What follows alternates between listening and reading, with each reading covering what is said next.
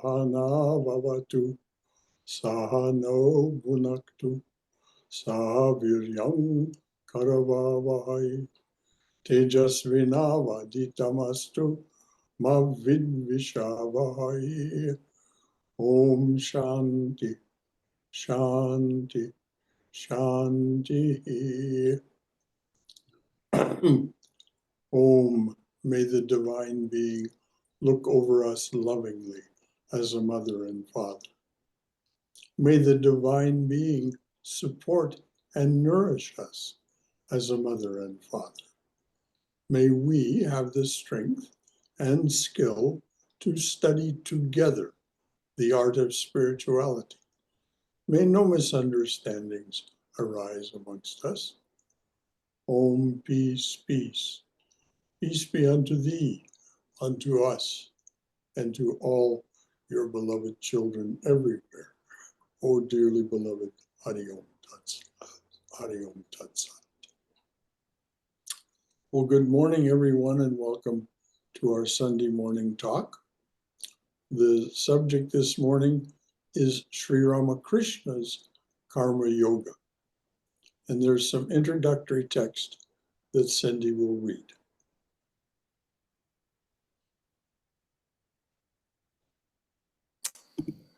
When Narendra first heard Ramakrishna speak of his attitude about service to living beings, he said, "If given the opportunity, I will spread this message over the entire world." Later, Swami Vivekananda did exactly that. This morning, we will discuss what Sri Ramakrishna said and how Vivekananda taught here in the West. And of course, what Sri Ramakrishna said was, that so excited Vivekananda, was serve Jiva as Shiva. Serve every living being, every breathing being, as an embodiment of the divine being. Now, this was a revolutionary idea, and this is why it caught Narendra's attention. But before we go into all the details of that, let's define our terms in terms of what we mean by karma yoga. And for that matter, let's discuss a little bit about who it seems that Sri Ramakrishna is. First of all, karma. Karma, the word karma simply means action. From blinking your eyelid to the supernova of a giant star, it's all karma. So all action, everything that happens where there is some transformation from one state of being to another, that is karma. And of course, karma is influenced and is cooperative with the three gunas. So there's tamoguna, the guna of inertia, rajoguna, the guna of projection or action itself, and then sattva guna. So there's the concealing power, the projecting power, and then the revealing power of sattva. All of these are actions that take place in the conversation, in the mind, and in our spiritual practice. So these are all forms of karma. There's nothing that happens without karma. Nothing occurs without karma and influenced, as I said, by one or more of the gunas. yoga. What does yoga mean? Well, if you remember, yoga has two meanings. It means detachment from that which limits and union with that which is unlimited. Now, of course, we can't speak of the unlimited in any other way than to say that it is unlimited, because the finite mind cannot grasp or speak the infinite. But nevertheless, there's something in us that knows it because we are an embodiment of it. So, karma yoga, detachment from that which limits, and union with that which is infinite. This is yoga. And karma, of course, is the way that happens. Sri Ramakrishna. Who is Sri Ramakrishna? Why is it important that it was Sri Ramakrishna's karma yoga that so riveted Swami Vivekananda and caused him to say what he said and do what he did? Part of his mission to the West was to give us this idea of serving the individual living being as the divine being. One of his aphorisms is, where shall we go to find gods? Where shall we go to find God, if not in our own hearts and in every living being? So, Sri Ramakrishna. Sri Ramakrishna is an avatar, which means one who descends, one who comes from a higher realm to this realm for some particular purpose. It's very closely defined in the Gita. The purpose is to, when vice prevails and virtue has declined, the divine being makes a body and comes among us to save the sinner from her or his sins, and to restore righteousness. Well, this certainly is the case with Sri Ramakrishna, but he came with an additional mission, and that was to set us free. At this very moment, as it says in Breaker of This World's Chain, how great was thy sacrifice, freely choosing thy birth in this prison, our iron age, to unchain us and set us free. At the end of the Kali Yuga, as was told to us by Sri Ramakrishna, Holy Mother, Vivekananda, and others, at this end of the Kali Yuga, it's a very opportune time for us to end this cycle of embodiment and death, birth and rebirth. So this is the additional task that Sri Ramakrishna came. Now, if we treat others carelessly or harmfully, we are creating karmas. We are creating these karmic debts.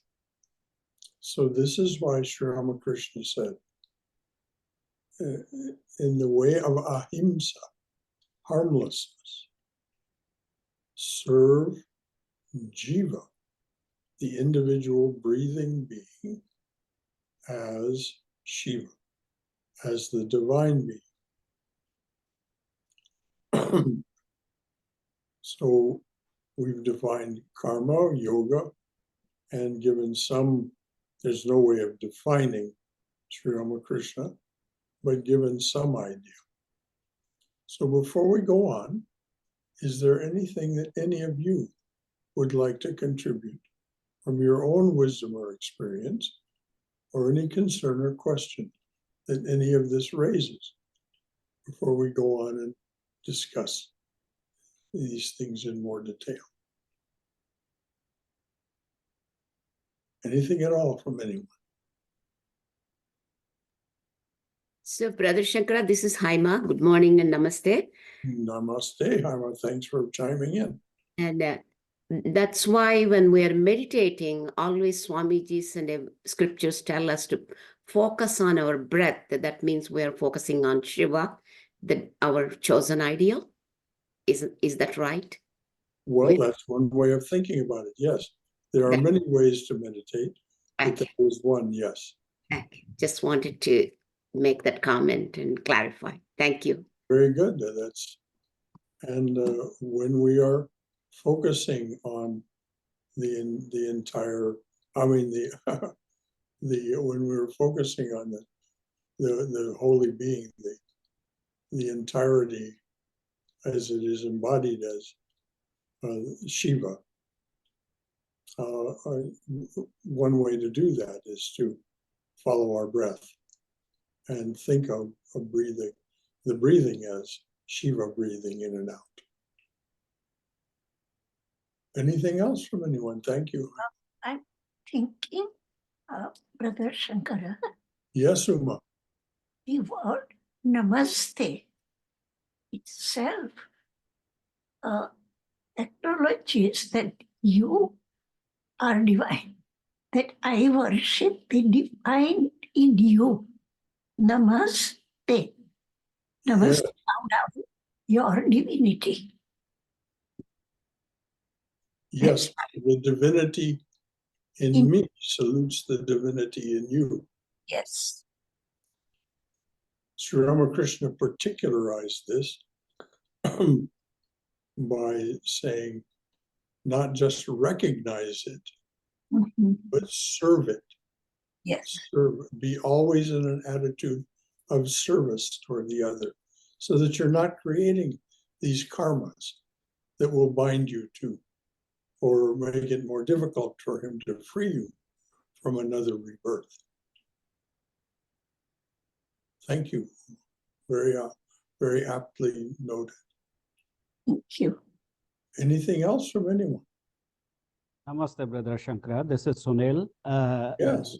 You mentioned about Jiva and Shiva. I am trying to relate with Kashmiri Shaivism. Is that related to that, where Shiva is considered as Brahman there, and Jiva is the individual soul where you have to transcend through Shakti, through Ma to Shiva? Well, they're related ideas, yes. Kashmiri Shaivism is a very well-defined spiritual path all unto itself. But there is definitely the correlations that you talked about. And when Sri Ramakrishna talks about serve Jiva as Shiva, he's talking about other human beings, not yourself. Although you could think of serving yourself as serving Jiva as well, serving Shiva as Jiva. But he's being specific. But you're right, there are these correlations with the ideas embodied in Kashmiri Shaivism. Kashmiri Shaivism is a path all unto itself, with very clearly defined techniques and principles. And it's very admirable. And of course, many people have gained sainthood through following it. Thank you for bringing it up. Anything else? Hari Om Shankaraji. Hello, Bala. Hari Om indeed. Yes, sir. No, I just wanted to bring especially Sri Ramakrishna says, it is very difficult even to do the karma yoga if you miss the discrimination, because otherwise, even without any of your knowledge, that selfish or, the motive comes into the picture. That is why the Karma Yoga, when you do it, yes, of course, it is the most important thing. But we have to have a lot of discrimination. That is one thing. And the second thing is namaste. It says na aham. It's not mine. So that is another meaning of, nothing is mine. Yes. So I just wanted to bring those two things. Thank Well, you. this is why Sri Ramakrishna was particular about this serve Jiva as Shiva.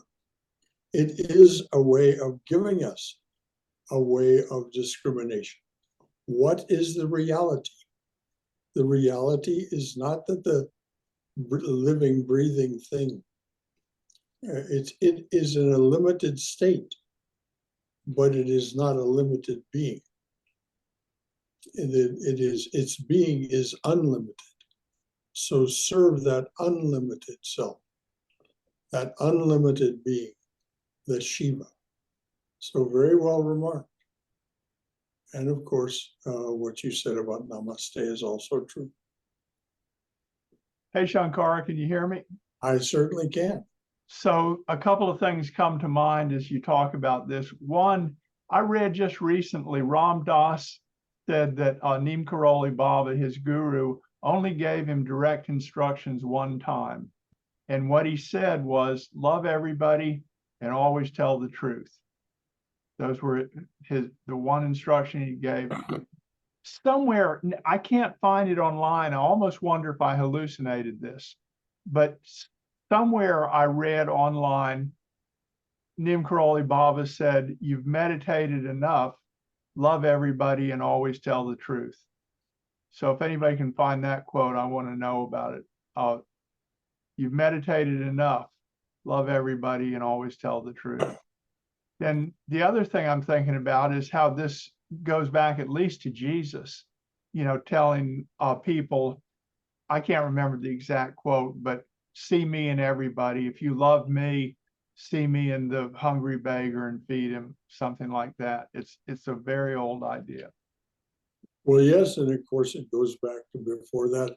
It's in the Gita. But I'm not saying that Jesus was quoting the Gita. It's just that these avatars, these ones who descend to offer us salvation, they often speak in very similar terms because truth is one. Sages call it by many names. And of course, you're very right about what Jesus said. And that is that it all very much relates to what we're saying here. The reason for bringing this up in particular this morning, I'll get to this more. Right now, there is an acute shortage of food for marginalized people here in Atlanta. An acute shortage of food. Children are going to bed hungry. As many as 1 in 4 children are going to bed hungry, and not just children of color. So my request to you, and I'm doing this myself, my request to you is to make a contribution to the Atlanta Community Food Bank. Now, there'll be directions about this and a link and so on in next week's newsletter. But I'm bringing it up now because this is the way for us to serve Jiva as Shiva, serve these individual families and children who are hungry, who are marginalized, and particularly this cold has made it much worse for them. Homeless shelters and others who have served the indigent and the homeless and the marginalized are way overtaxed right now. So anything we can do in a small way. And one way to do that is, of course, to make a contribution to the Atlanta Community Food Bank. Any questions or? Yes, brother, kind of, this is Gaurav. Yes, Kind of tagging along with that contribution thing. I'm just letting you know the food pantry I serve in on every Saturday. We get a lot of stuff from Atlanta Food Bank, and yes, they're extremely low on bread, packaged goods, food items. So please feel free to contribute as much as possible. yes, that's exactly it. Thank you. And I would say I'm not sure if they maintain perishable goods too, but yes, we don't have any eggs, and it's not good. Well, right now. I don't think that they do. I don't think the food bank does distribute perishable items, but Yes. But the dry food, bread and stuff we get, canned food, we're very Yes. low on. So well, this is the thing. This is why I'm saying, I heard that this was the state that the food bank was in because the demand is so high. yes, and it is surprising how people are lining up in this freezing weather to just get food. It was astonishing. I was there Yes, yesterday. It is the food bank itself does not distribute directly. no, the- they give it to the food pantries They and distribute to the food pantries and the Yes. churches and others distribute to the Yes. needy. And Yes. believe me, they're very good at it. yeah, we are one of those, so we get a lot of help from the Atlanta. What they say is, for every dollar you give them, they provide the necessities for a full meal. for Yes, full- absolutely. It covers them. Generally, the food pantries, the people visiting food pantries go there every 45 days. So Yes, they have enough groceries for nearly 45 days. We try to provide as much as possible. right. And it is a marvelous and a great grace that this exists. Yes. To the extent that we can support it, as I say, there'll be more details in this coming week's newsletter. Yes. But I wanted to bring it up. Thank you, brother. Thank you. Can Can I I, add a little something? can I add something first? Because I just before, Okay.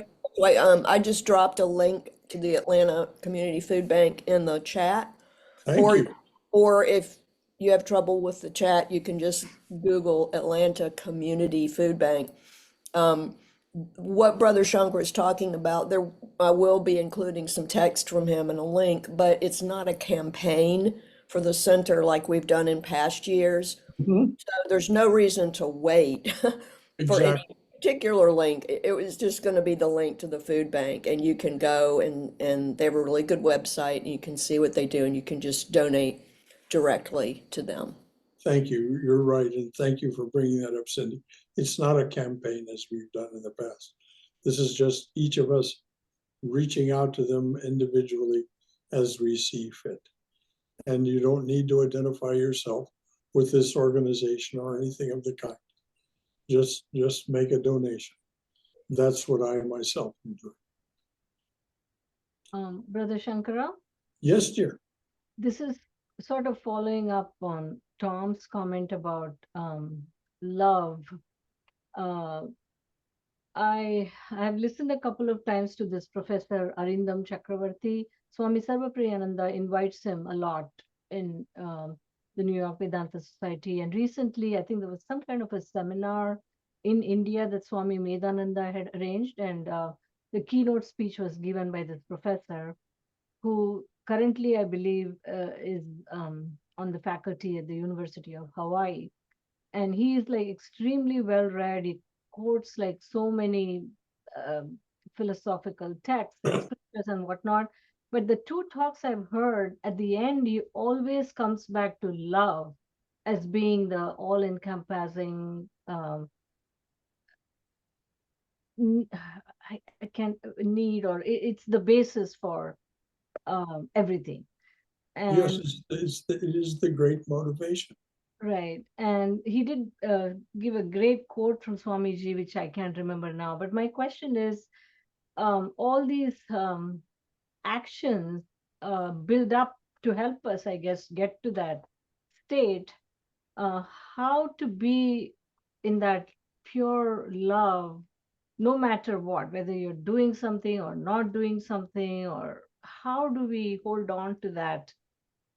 That pure love is the best way I can put it. How do we hold on to anything? We keep it in our minds and in our hearts.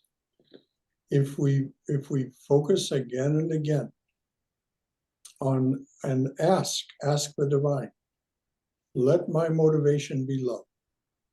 Let me love thee. Let me love my brother as myself and my sister as myself, to paraphrase Christ. Let me love. Let me be love. Just keep asking. This is the only way for us to overcome the habits of our mind, that the limitations of our being human. Is there something wrong with us for being human? Of course not. Of course not. But it doesn't mean we can't be better human beings. As we're studying now on Saturdays in Christ the Messenger, it is the destiny of each of us to be a saint. It is the destiny of each of us to be a saint. We do that by behaving in a more and more saintly way. One of the characteristics of the saint is behaving in a loving way and an humble way. Those are two characteristics: loving way, humble way. And so, yes, indeed, focus on love and ask to be the embodiment of love. And the more you ask and ye shall receive. Every one of the great teachers says this, including Sri Ramakrishna, in most emphatic terms. What you ask for, you will receive. Mother will give it to you herself. He says, I didn't do anything. Mother gave me everything. Practice just a little, and someone will come forward to help you. The one who comes forward to help you is the divine presence itself, in Sri Ramakrishna's case, in the form of the mother. Does that get it for you? Yes. Thank you, Brother Shankara. Okay. Anything else from anyone? Thank you for that wonderful question, Swami. Brother Shankara, this is Haima. I just want to add a little more to your wisdom. First, in order to love others, we have to love ourselves. We Yes. have to be able to forgive all the good, bad, ugly of us. And then that way we can forgive others ugly, good and bad, and send love to them. That's another, just wanted to add to your wisdom. Thank you, dear. And that is exactly what Christ meant when he said, love others as yourself, as you love yourself. You must, as you point out so accurately, you must be in a state of grace toward yourself, which is a gift from the divine that is your true original nature. So yes, it is necessary. Thank you for bringing that up. Perfect. You're welcome, Prashant. Anything else from anyone? This is exactly what we should be doing. Brother Shankara? Yes, Bhagirath. When Haima said 2 points, that first you have to love yourself in order to love others, that slightly more clarified. When you say love yourself, you are talking about the higher self in you rather than self in it. That kind of a self-love in which we love our lower self is an automatic thing. You don't have to do anything about that one. But for the heart, you have to be able to see God in you, and then you say, it is, I worship the God in me, not the body, not the mind, not my life. So that you become clear about what you are saying. And same way, what Haima said about concentrating on breath during meditation, I'm thinking even from medical standpoint, that you need to concentrate on your breath, because breath is the oxygenating property of the body. And unless the tissues receive the oxygen, they do not do that job well. In meditation, when you concentrate on breath, the uncluttered mind becomes stimulated and it becomes a clear mind.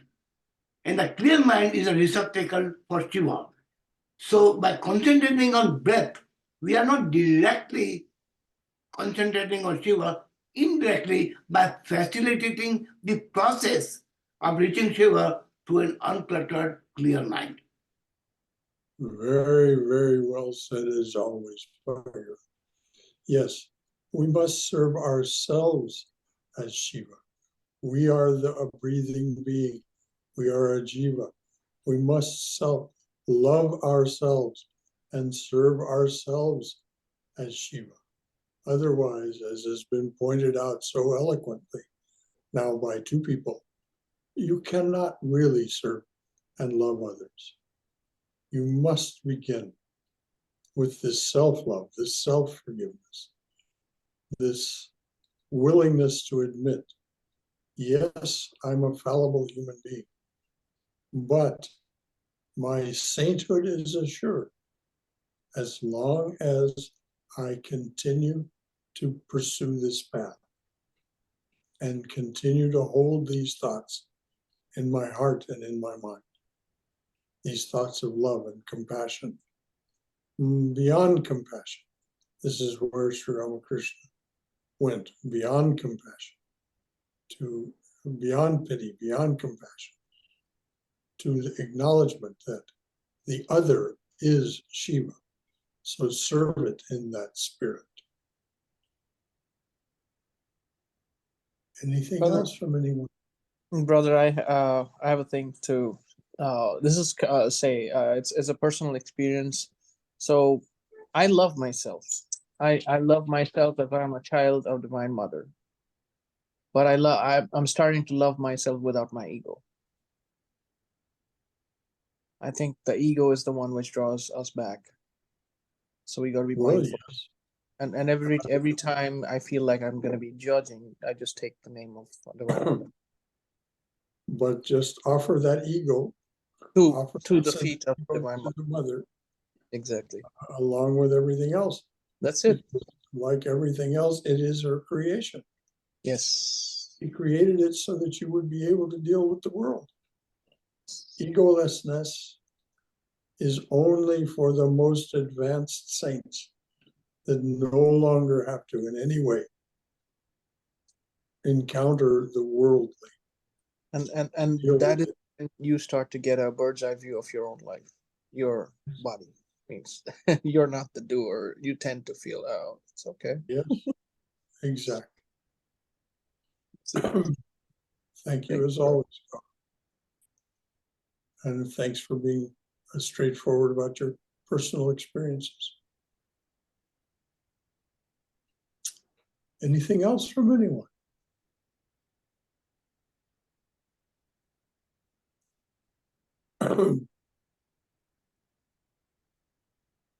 All right, so let's return to this idea of serve Jiva as Shiva.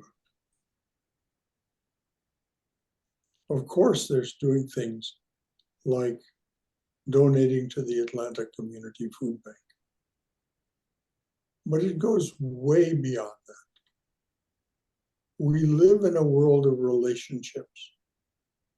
And we're constantly, particularly if we're one of those people who's called on to be out in the world, we're constantly in contact with other people, many of them strangers to us.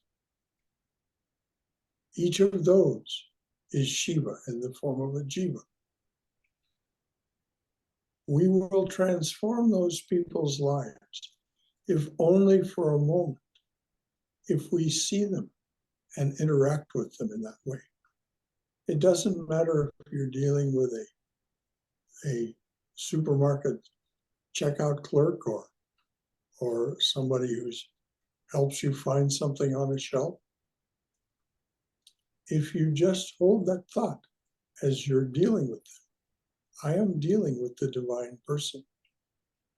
How would I best do that? What can I share with them? What can I be with them? And when you think those thoughts, when you behave in that way, you are radiant.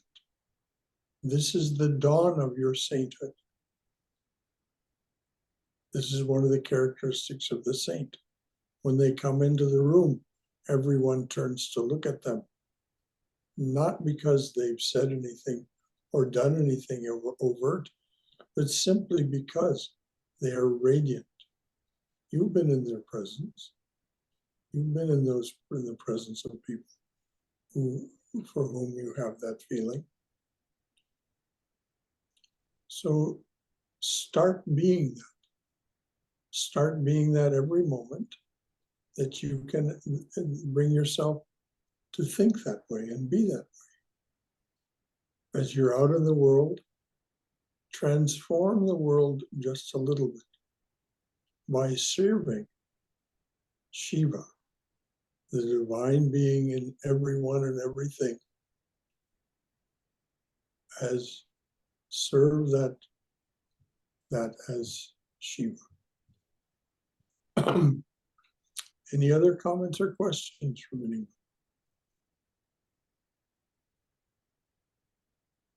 Yes, good morning. This is Jen. Good morning, Yes. Namaste. That brilliance, that radiance that we can share with others, I think of Swami Vivekananda saying, what we do, it's just polishing the mirror.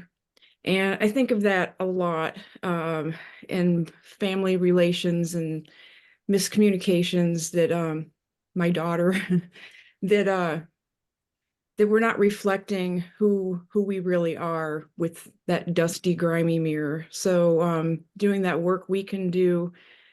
And when you mentioned the supermarket clerk going out into the world, so we can reflect back that namaste, we can reflect back the divine in others if we are clear, if that makes any sense. If our yeah. It makes perfect sense. And where does this polishing the mirror come from? It comes from Chaitanya's prayer.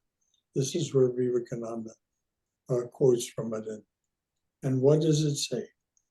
Chant the name of the Lord and his glory unceasing, that the mirror of the heart may be wiped clean and quenched that mighty forest fire, worldly lust, raging furiously within. So these are the promises of Chaitanya Prabhu, that if we chant the name of the Lord, in other words, if we remember who we are and who the other is, and keep that in mind, whether we do it formally or simply as a way of being. If you do it formally, it will become your way of being. But you can do it without actively chanting all the time. Actively chanting, of course, is best. Well, better anyway. I shouldn't say best. What do I know best? But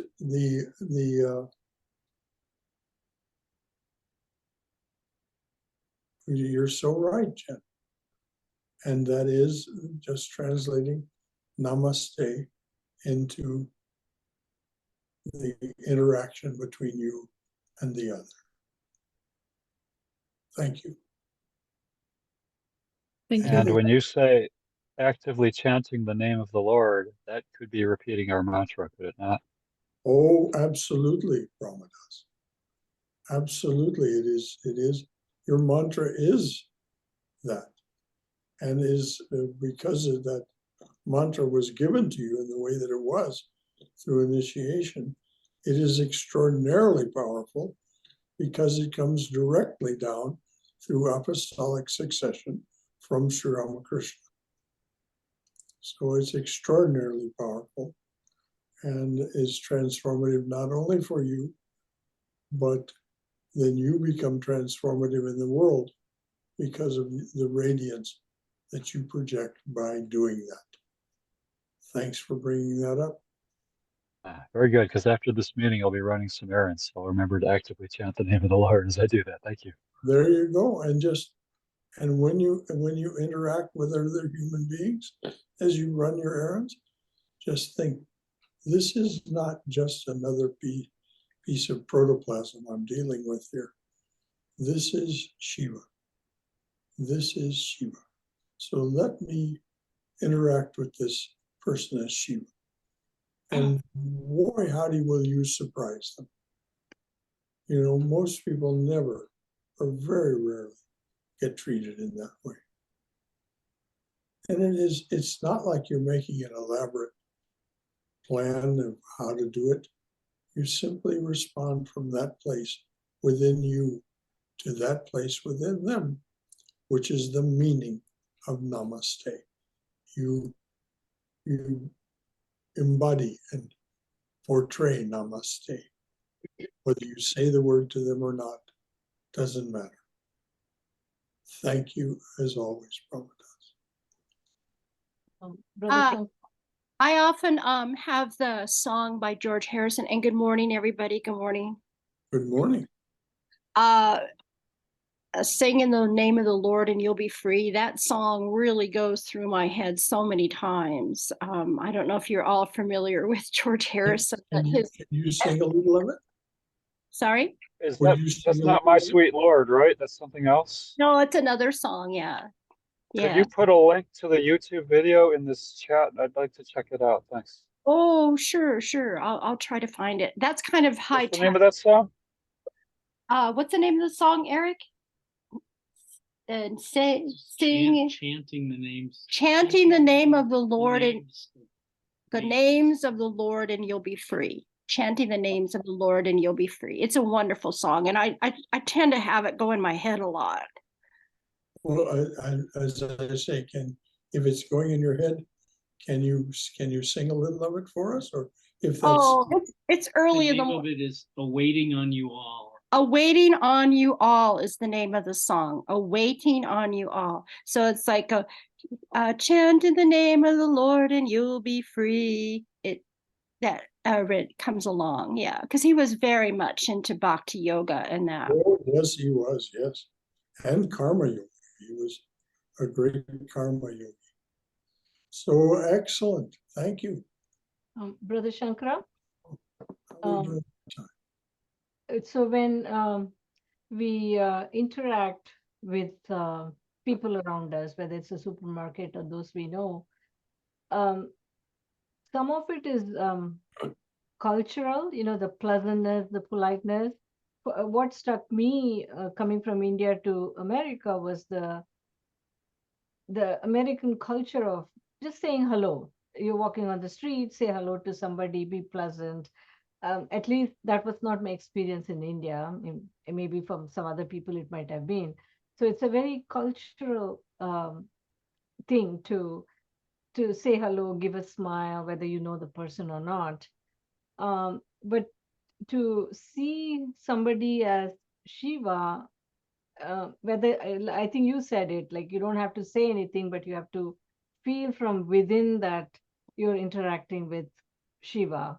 So to get to that level, I guess this is also helpful. I mean, a cultural. Well, it gives you a place to start. You don't have to feel like you're breaking the ice. Right. It's as you say, it's cultural with us to say hello, to be polite, and so it gives you a foundation from which you can embody and enact the other. And as I say, you don't have to say a word to them about it. You just have to amplify what's already there that cultural congeniality. Yes, the Americans are known as a congenial people, and that's one aspect of ourselves. There's much going on in the world right now that offers a very different aspect of ourselves, politically and geopolitically. There's some real messiness out there right now. I'm not going to take us down that road, but it is a fact that as a culture, we are also self-protective. So anything else from anyone? I just want to say real quick, I think it's interesting how the word, the root word for culture is cult. Mhm. And I think that we do, in our different cultures and communities, we will just loop on cultural norms as if it's reality instead of like looking beyond them sometimes for solutions. Anyway, just wanted to say that. Well, I think that's very aptly noted. There's a cult of social congeniality in the United States. As was pointed out by Swayam, she did not find this in India. That doesn't exist there. Well and good. It's not that there's any mandate for it, like it's a should. Maybe they didn't grow up with Miss Manners. Judith, what's her name? Judith. I can't think of her last name, but the American guru of good manners, which is what I was told they were called when I was growing up. But she said, and at one point in an interview, she said, good manners, people are always coming and asking me, well, what should I do about this? Or what should I? And she said, there are protocols and so on. But she said, good manners is just being kind and compassionate. That's all it is. And I thought, yay, Miss Manners. And what did the Dalai Lama say? The Dalai Lama, this great saintly being, a leader of millions around the world. What does he say? My religion is kindness.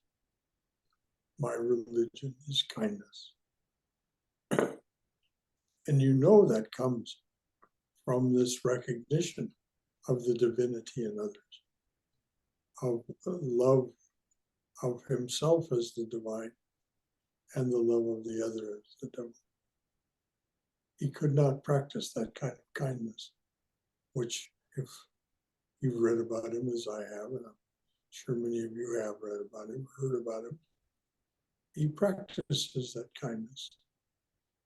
It's people come away from an encounter with him floating a few inches off the floor simply because of the intensity of what he brings to the encounter. Thank you, Cindy. Hi, Brother Shankara, this is Naveen. Yes. I just wanted to put one disclaimer on what Swam said about Indian culture. I think that is too much generalization. Her experience probably had been from the metropolitan cities and busy life where they are. I grew up in rural India, and over there, it is much more, would you say, ideal. And like when you say you go unknown people, and generally over there, either Ram is one of the words to say instead of Namaste. And so I remember when I was a child, I was traveling with my grandfather. It was like a 10 miles going. Everyone, whoever see him, and he said, Ram, Ram. I mean, like this was a normal thing. And as a child, I was thinking that my grandfather, his hand must be hurting because everybody was to him saying that. I wanted to say that was the real Indian way of life, and the humbleness and respect. Yes. which kind of faded away in cities and busy metropolitan lives like Bombay and Delhi and those things. So general impression becomes, instead of culture, it is very much where you are localized. Well, I'm really glad you clarified that. And of course, that would make perfect sense. That where there's less social stratification, you will find more open congeniality. And that's beautiful, beautiful. Brother Shankara, Yes. Naveen took the words out of my mind and mouth. I was just going to say that. He's right. That's in each person experiences differently. Culture, I mean, kindness, harmony, compassion doesn't have a culture really. It's in everybody. We just have to keep it and get it out and be able to transmit it. We don't have to say to everyone namaste. We don't have to say everyone we see hello. It's just like it's a feeling that we carry inside. We translate it with a nice look or something, kindness when they ask something. That's all. You become, if you become one. If you hold these thoughts dear, exactly, hold them in your mind and heart. Yes. You become radiant. Radiant. You radiate. As I said, this is the characteristic of a saint, that you see them coming. Yes. And remember so clearly, there was a Swami who headed the West Side Center in New York City. His name was Swami Tathagatananda. Now, Swami Tathagatananda was a tough customer. I mean, he was uncompromising about spiritual life and wrote wonderful books about about Sri Ramakrishna, Holy Mother, Vivekananda, and so on. But what I most noticed about him, oftentimes the chapel there at the West Side Center is relatively small. And he would have been speaking, and he would come down from the podium to come to greet people as their habit. And there was just this bow wave in front of him. People just parted naturally. He didn't have to wait for them to move out of the way. They just moved out of the way, and they all turned and bowed their head respectfully. Not because he was doing anything overtly, not because he was making any kind of gestures or saying anything. He was just moving from one part of the room to the other. But they felt his presence. And he's just one of many that I felt that way about over the years. Of course, my guru, Swami Prabhupada, was like that. It was quite remarkable to see him in a crowd of people. So anything else from anyone? Namaste, everybody. Namaste, Brother Shankara. Yes. You were talking about serving the jiva. I thought that I will add my sales speech for the cats and dogs also. All right. Where we were talking about the Atlanta Food Bank. There are, the animals, which we see the stray animals. They are also going through tough time in this cold weather. Oh yes. So if you have a moment, if you have a coupon, you can go and buy some cat food and give it to the local,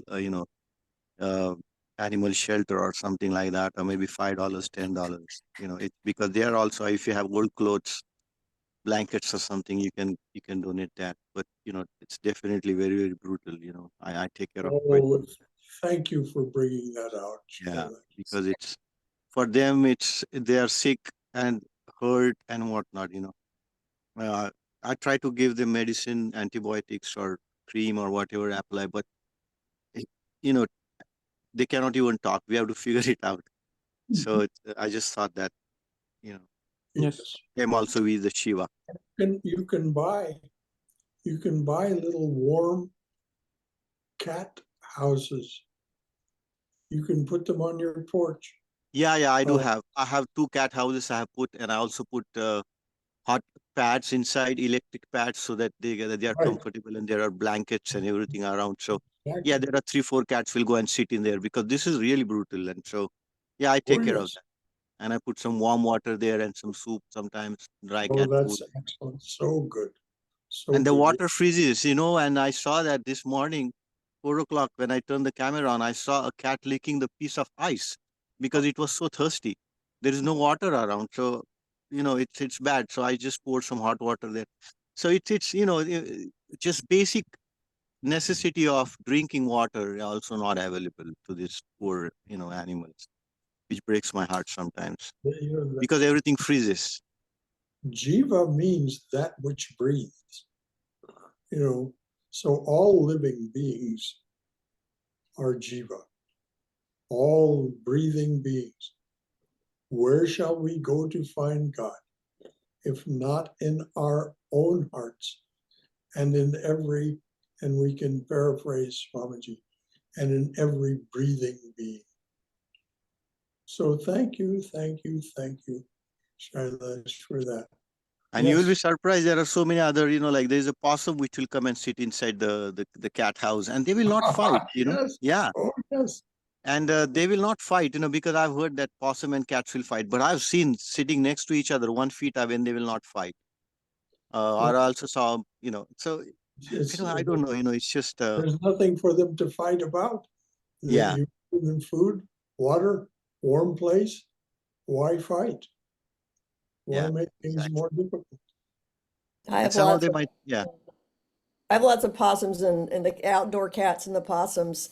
I've never in all my years seen them fight. Usually the cats just kind of look at them and go, Yeah, exactly. that another They don't- cat? Or oh, and by the way, there are heated water bowls, which I use in the wintertime because Oh, the I think I look cats, up. the I cats probably and, look up. and the possums and the birds. Birds need the water too.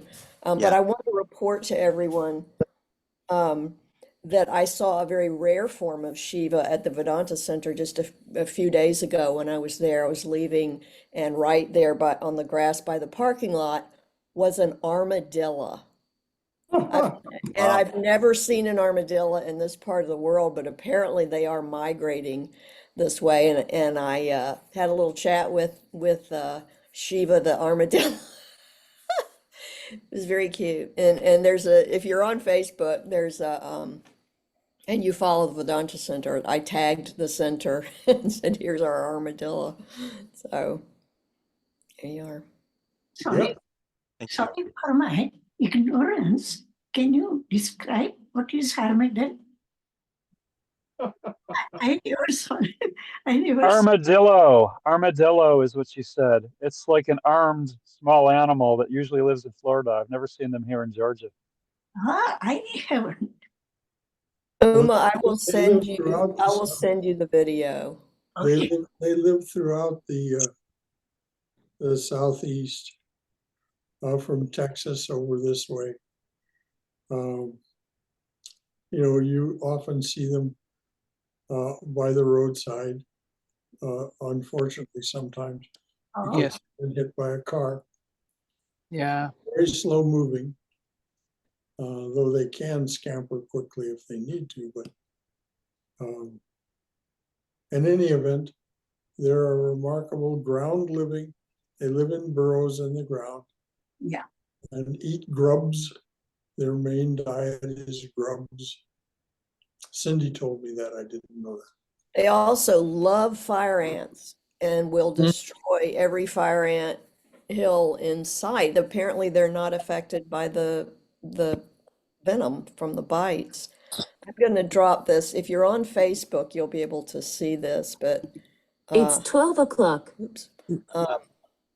I have a feeling that it probably is more prevalent in the southern part of Atlanta. Like I used to see them often in Peachtree City. If you're in that area, oh yeah, I used to see them crossing They just walk by in the backyard. It's cute little things, yes. Someone noted it's 12 o'clock. Who was that noted? Is there some reason that you? That was Siri on my computer. Oh, I see. Okay, very good. Well, yes, indeed, it is noon. That doesn't mean we have to stop. We're more than welcome to continue with our conversation as pleases yourselves. Just to complete the discussion, armadillos carry leprosy organism. So for study of leprosy, armadillos are usually used, and they are more common in Texas area, like you said. They're not common. Leprosy. Leprosy. I still didn't understand. Leprosy, lepers. Ah. They carry the organisms that causes leprosy. Uh-huh. Oh, that is a really blown out of proportion untruth. Sorry, but look at that. Well, there's probably some instances of it, but I don't think anybody's going to be putting an armadillo on their lap. So, is there leprosy? Bringing that up by your. Oh, there is. It's not that common, but it does exist. So, anything else from anyone before we wrap up? Namaste, everybody. This is Shimoy. Can you hear me? Yes. Yes, good to Yeah, hear you. I was thinking about, before the armadillo conversation, about this, like the karma and to see Shiva in the Jiva, right? And I read something this week about Ramakrishna, and it had to do with Girish. Girish invited him to a theater and to a dinner, and then Girish got drunk. And then to make the story short, right, told Ramakrishna, you need to be my son. And then he said, no, I need to be your chosen deity. And so Girish cursed out Ramakrishna. And the devotees that were with Ramakrishna, I'm making the story short, right? They were mad, but they took the master back to the Dakshinas war, I think. And so then Data, this guy, came and, he heard about the story. And then he said to the devotees, and I get Ramakrishna, that Girish was worshiping him basically with what he had, even if it was those curse words, right? And then I started thinking, in our life, and then, Ramakrishna got on the carriage and went to see Girish, and Girish was very sorry. And then he told him, do this, and Girish said, I cannot do that, some practices. And then he said, well, do this, but I cannot do that. And then he told him, something basic. And then later on, then the power of attorney came for Girish, right?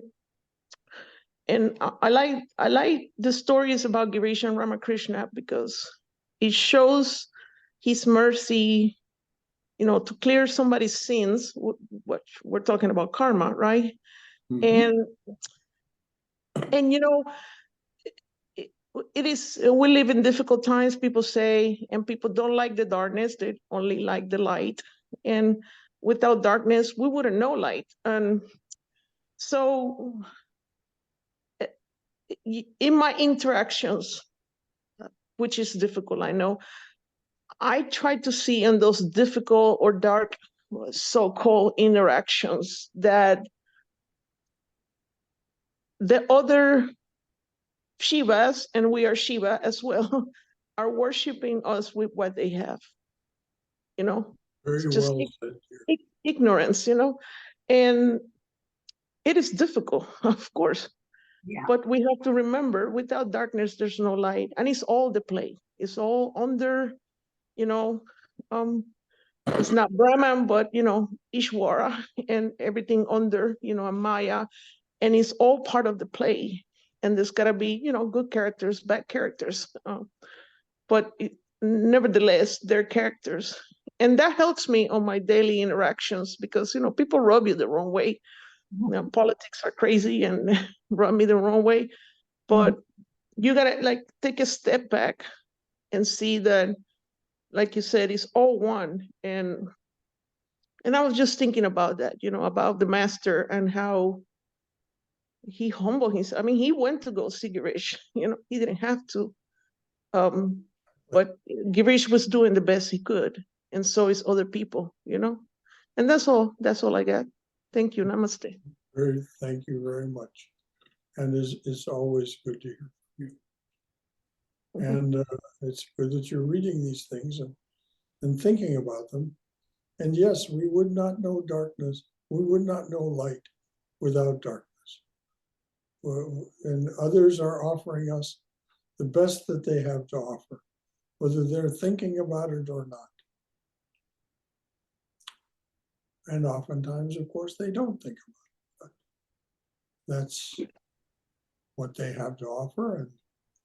And if we accept it as coming from the divine, if we think everything comes to us from the divine, then it's much easier for us to have equanimity about it and be congenial about it. And brother, can I add something to it? I find divine to be very benevolent and very gracious and loving. There is no doubt about that. And they're there to help you out. It is there to help you out. Oh, this have that faith. Affirmation so often comes from you, Gaurav, and it is a wonderful affirmation. Yes. Thank you. Anything else from anyone? All right. Now, of course, Monday and Tuesday, we have a visitor at the center.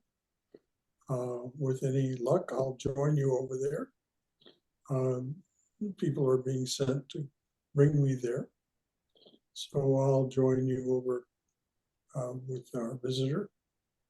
And then, of course, there's